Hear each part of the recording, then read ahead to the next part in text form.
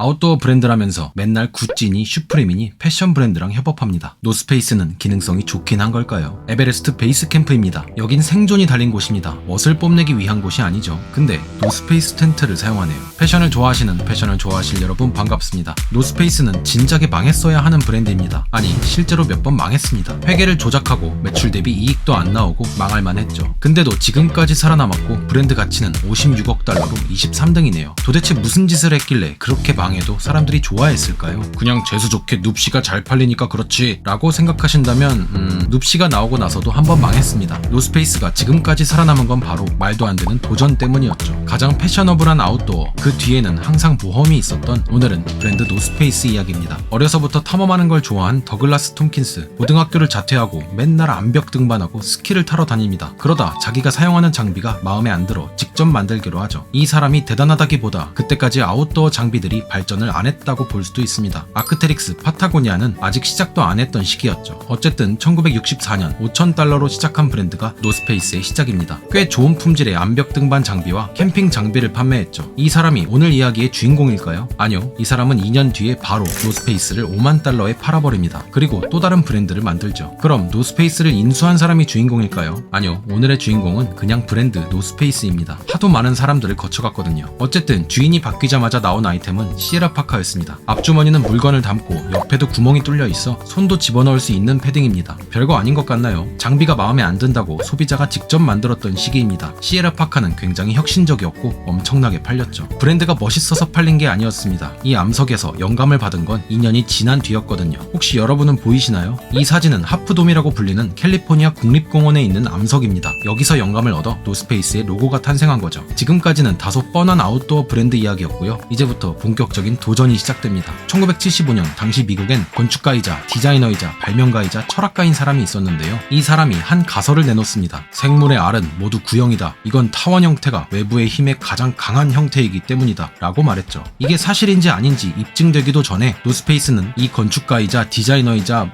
아무튼 만능인간과 텐트를 기획합니다. 그때까지 텐트는 대부분 A형 텐트였고 많은 반발이 있었지만 결국 오벌 인텐션이라는 타원형 텐트를 출시합니다. 이뻐서 만든 게 아니었습니다. 타원형이 가장 안정적인 형태라는 가능성 때문이었죠. 결과는 어땠을까요? 다음에 파타고니아 원정을 하고 있던 캐나다 대원들이 있었는데 시속 200km의 눈폭풍을 만나게 됩니다. 이때까지 주류였던 A형 텐트는 전부 눈폭풍에 날아가 버렸지만 노스페이스의 타원형 텐트만 날아가지 않고 대원들도 살아남았죠. 이렇게 될 거라는 걸 노스페이스도 예상하지 못했습니다. 타원형이 강하다는 건 가설이었으니까요. 이때부터 텐트의 주류가 A형에서 타원형으로 바뀝니다. 노스페이스의 도전 덕분에 아웃도어가 발전한 거죠. 1977년 노스페이스는 스키복에도 도전합니다. 스키복은 뭐가 중요할까요? 일단 눈이 많이 닿겠네요. 방수가 중요하겠죠. 근데 또 스키는 스포츠입니다. 계속 몸을 격하게 움직이니 땀도 많이 날 거고요. 방수도 되면서 몸 안에 땀을 배출해야 합니다. 그거에 딱 맞는 고어텍스를 사용하기 시작하죠. 그리고 그때 일본에선 미국 붐이 일었습니다. 메이드 인 USA 카탈로그 책도 나오고 일본의 많은 대중들이 미국 문화를 동경했죠. 그래서 일본 기업 골드윈은 일본의 노스페이스를 수입하기 시작합니다. 이것 때문에 우리나라는 2023년 지금도 불편함을 겪고 있죠. 그 이야기는 이따가 할게요. 어쨌든 노스페이스의 도전은 계속됩니다. 1979년 베이스캠프 더플백이 출시되는데요. 굉장히 단순하고 기능도 적고 심지어 무겁기까지 하는데 지금까지도 전설로 남아있습니다. 그 이유는 내구도 때문입니다. 아무리 무거운 걸 넣고 던지고 패대기 쳐도 절대 망가지지 않았거든요. 게다가 색깔도 튀어서 비행기 수화물을 찾을 때도 굉장히 좋았습니다. 1985년 그때까지 고어텍스는 스키복에 사용됐지만 산악 등반이나 빙벽 등반가들도 고어텍스가 필요했습니다. 땀을 흘리고 동시에 방수 기능도 필요했으니까요. 이들을 위해 고어텍스를 사용한 산악용 자켓, 마운틴 자켓이 출시되죠. 여기서 뭔가 이상함이 느껴지셨다면 진짜 노스페이스 매니아실 겁니다. 이건 초창기 마운틴 자켓이고 그 다음엔 이렇게, 나중엔 이렇게 바뀌었거든요. 산악용 자켓이라 하네스를 착용하면 주머니가 걸렸기 때문에 주머니를 위쪽으로 옮긴 거죠. 지금 나오는 마운틴 자켓은 대부분 이런 모습입니다. 이게 마음에 드신다면 85 혹은 시즈널 마운틴 자켓을, 이건 86, 이건 90을 검색하시면 됩니다. 아직도 그 시절 디자인이 출시되는 걸 보면 마운틴 자켓은 굉장히 상징적이라는 거겠죠.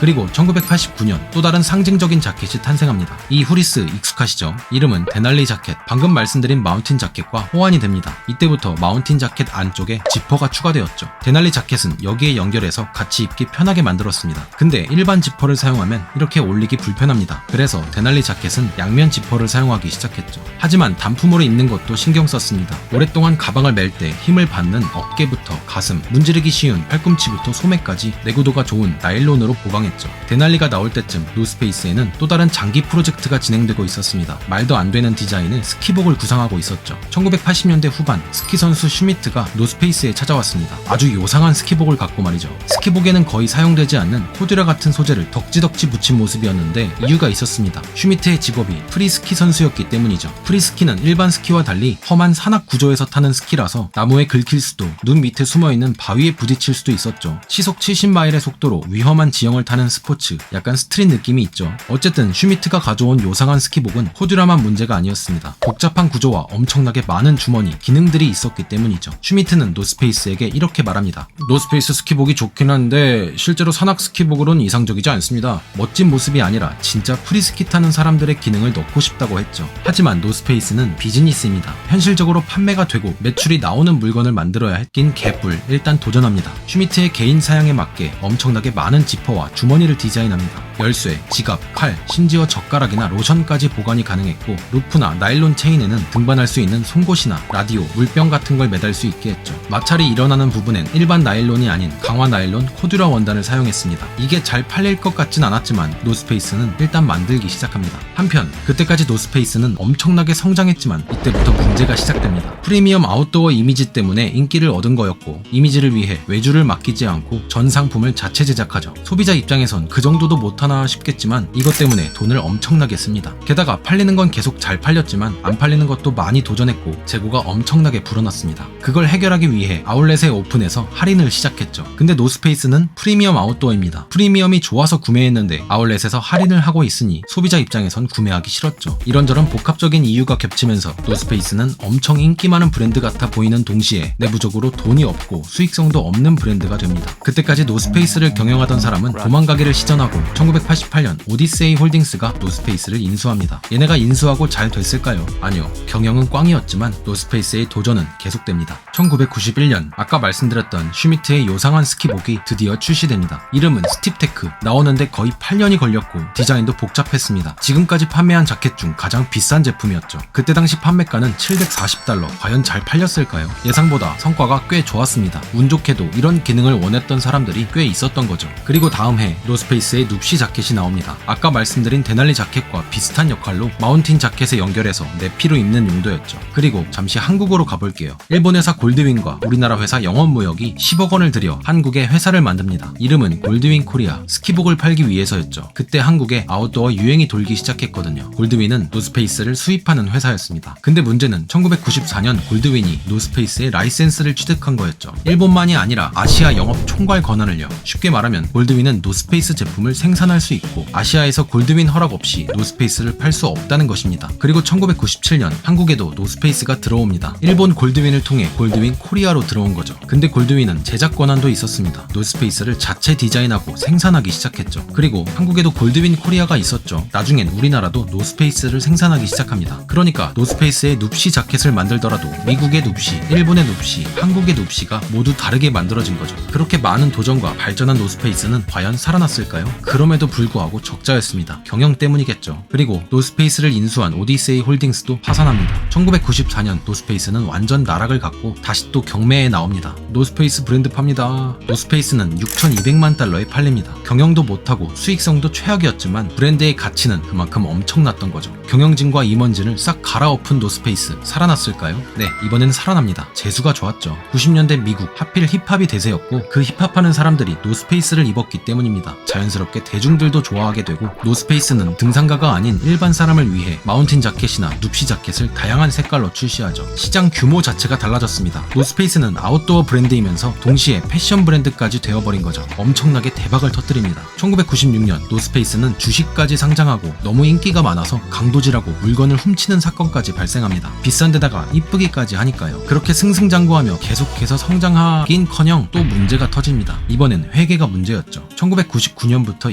2000년까지 노스페이스의 재무 보고서는 허위였습니다. 실제로 1억 달러의 매출을 2억 4천만 달러로 부풀렸죠. 주주들은 당연히 열받았고 단체로 소송합니다. 노스페이스의 사장도 해고당하고 주식은 거래가 중단되어 회사 가치는 27달러에서 한 달 동안 13달러로 급락합니다. 진정한 나락의 길로 빠진 거죠. 이제 파산 신청해야겠다 싶을 때 큰손 VF 코퍼레이션이 다가옵니다. 랭글러, 잔스포츠, 이스트팍, 키플링 등등 여러 브랜드를 갖고 있는 큰 회사였죠. 나중에 디키즈, 나파피리, 반스, 팀버랜드 그리고 B도 인수합니다. B는 무엇일까요? 이따가 슈프림이요. 어쨌든 돈 많은 큰형님 VF가 노스페이스를 2,450만 달러에 인수합니다. 바로 노스페이스에 캐시를 충전해주고 호흡기를 달아줍니다. 노스페이스는 다시 숨을 쉬기 시작했죠. 경영이 엉망이었지 사람들은 여전히 노스페이스를 좋아했고 노스페이스의 도전도 다시 시작됩니다. 인수되자마자 서밋 시리즈를 출시합니다. 가장 가혹한 조건, 그러니까 히말라야 같은 곳에서 버틸 수 있는 장비인데요. 자켓, 패딩, 슈트, 플리스, 나중엔 텐트와 부츠까지 나옵니다. 우리가 잘 아는 패딩 최고 계급 히말라야도 여기 서밋 시리즈에서 나왔죠. 그리고 슈미트의 스키복, 스팁테크도 부활시킵니다. 사이즈를 3X 라지까지 늘리고 아웃도어 소매점이 아니라 의류 매장에 전시합니다. 스트릿 패션 시장을 노린 거겠죠. 이것도 엄청나게 팔립니다. 2003년 34% 성장, 2004년은 61% 성장, 거침없이 성장합니다. 2007년 노스페이스는 슈프림과 처음으로 협업합니다. 지금까지 보셨다면 아시겠죠? 성향이 조금 비슷하긴 합니다. 죽이 잘 맞았는지 2008년, 2009년 계속해서 협업하죠. 패션만 신경 쓸 순 없죠. 기술도 계속 도전합니다. 2011년 패딩 충전재, 서머볼도 개발하고 서밋 시리즈의 히말라야 파카를 발전시켜 안타티카 파카, 나중엔 문 파카까지 나옵니다. 지구 이상의 극한 상황에서도 도전하겠다는 거죠. 그리고 2016년 정말 작은 계기로 노스페이스는 엄청난 도전을 시작합니다. 노스페이스 소속 산악인과 노스페이스 관리자가 산으로 등반을 하러 갑니다. 이런 동네 뒷산이 아니라 해발 4,300m, 그것도 겨울이었죠. 이렇게 높은 겨울산은 구름과 태양이 왔다 갔다 해서 올라가는 동안 날씨가 여러 번 변합니다. 덥기도 하고 엄청 춥기도 하죠. 그래서 올라가는 동안 옷을 벗었다 입었다 했는데 산악인이 갑자기